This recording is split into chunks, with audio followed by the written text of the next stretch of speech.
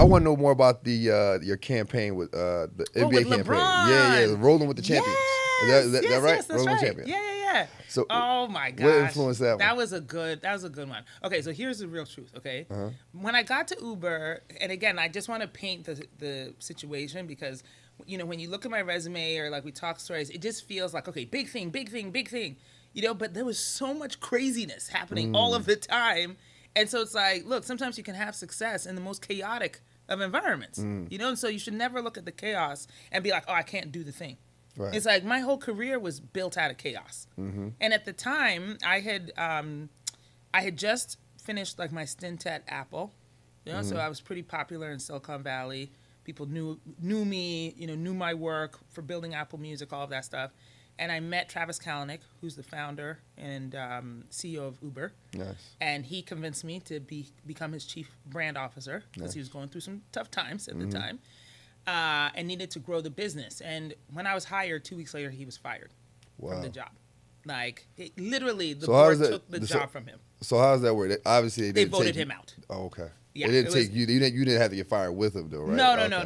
No. But it did create a hostile environment for me because I was hired by him, And at the time, the interesting thing is that I was more focused on like the storytelling of why you should use Uber. Again, today it's like everybody uses Uber, and it's like it's part of our vernacular. But at the time, you're still trying to convince people that like you could get from point A to point B without being kidnapped. What year was that? This was 2017. Yeah, I don't think was I excited about Uber? Was I? I don't think so. I don't think I was driving. People were, people knew of Uber, but still skeptical to jump in a stranger car. Because people kept saying that like people get kidnapped and get killed and stuff like that. Like it was not the most popular thing just yet. Absolutely. And so all the engineers and like the tech heads were concentrating on the algorithm. They want to make sure that if you requested a ride, the car comes in 3 minutes versus 5 minutes. And that was the competition, right? Because that was all tech. Yeah. And I was like, no, the reason we're going to win is that people trust us. They like us. They want to use Uber because it's cool. And the only way I could think of to do that was to like say that, hey, look, you can have like really amazing conversations in the Uber. At the same time, LeBron was creating his production company. And he was trying to find projects to work on, but nobody was giving him a chance because he's an athlete. And you didn't take him seriously. Well, that was back in the shut up and dribble era. So that came out of my time at Uber with LeBron. Oh, wow. So what had happened was we shot a number of commercials together. They were all right. A couple of his friends, put some basketball players in the car. And I hired my best friend, Carrie Champion, who's an amazing journalist. Shout out to Carrie. Shout out to Carrie. She was on ESPN at the time, and I was like, she's an amazing interviewer, and so I was like, she can get stories out of people. If she's driving the Uber and asking questions, she could do it. And then LeBron said he and KD would get in the Uber and be the passengers because they were the captains of the All-Star I remember game that year. So, I actually remember this commercial. That's what sparked the whole thing. Yes. Yeah. So we go to Cleveland. They're driving around. Carrie is driving. She's asking them questions. She's getting a great interview. For the first time, he starts talking about his political beliefs. He says Trump is terrible. He has opinions about everything. He talks about when the N-word was spray painted on his home in Bel Air and what he had to say to his sons. We had never heard LeBron talk about this stuff before. Yep. So, and it was 17 minutes worth of amazing content. And at the time, it wasn't the time when it's like you put content like that out. Nobody was paying attention to that stuff.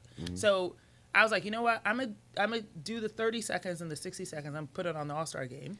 But I'm going to release the entirety of the interview on YouTube. And just if people want to see it, they want to see it. Dude. Went crazy. Went nuts.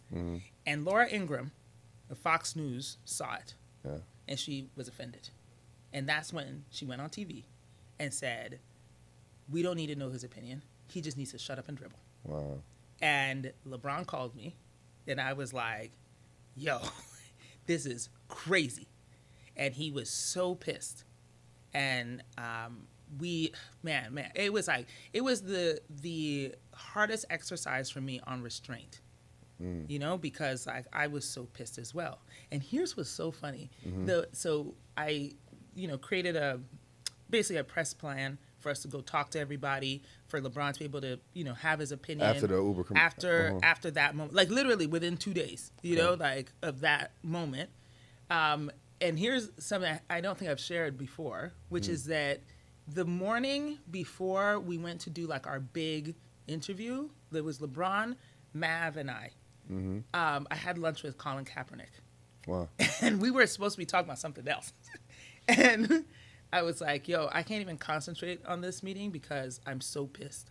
And I have to go do this interview. And I'm trying to figure out how to get our points across without just being like 3 angry black people. Yeah. And Colin gave me like such amazing advice, you know, on restraint.